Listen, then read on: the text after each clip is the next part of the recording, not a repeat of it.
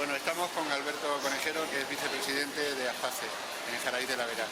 Cuéntanos, Alberto, este concurso, certamen de pádel que ha organizado Aspace, ¿cómo se está desarrollando?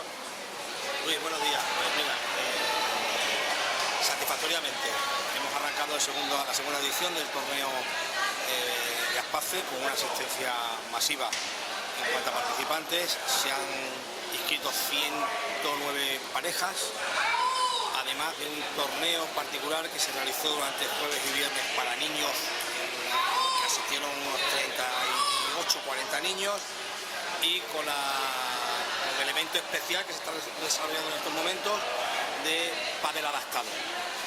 Contamos con 20 parejas que nos están dando una exhibición impresionante. ¿En qué lugares se está celebrando? ¿En qué pistas?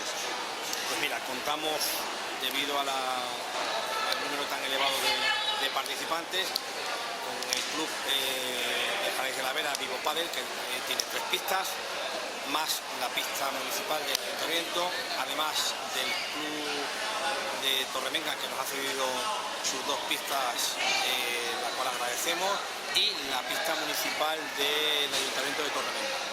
Y esto dura 3 días, ¿no? 3 días, y además muy intensos.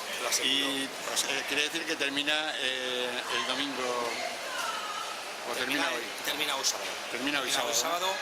En el momento que terminen las finales, que nos procederemos a las entregas de sus correspondientes premios. ¿A qué hora será la entrega de premios? Pues aproximadamente sobre las 10 de la noche está programado. Luego, es cierto que como bien sabes, tenemos programada un montón de actividades en el exterior de las instalaciones de Vivo Padel, con música en directo, barras de bar, con bebida, comida, conciertos, música y muy buen ambiente, por lo que después de la entrega de premios continuaremos ya fuera. Comentarte nada, que tenemos también una exhibición de pádel en silla de ruedas, que bueno, será algo novedoso en nuestra localidad y bonito de ver. ¿Y eso a qué hora va a ser? Aproximadamente está programado sobre la 1:30. En este campeonato no quieres jugar. No, pues la persona pasa. Claro, bueno, sí, vienes a verlo, ¿no? Tengo a verlo. ¿Y qué te parece? Pues me parece bien porque el segundo torneo de solidaria a favor de Aspace y muy contenta de estar aquí, que el jugador, la gente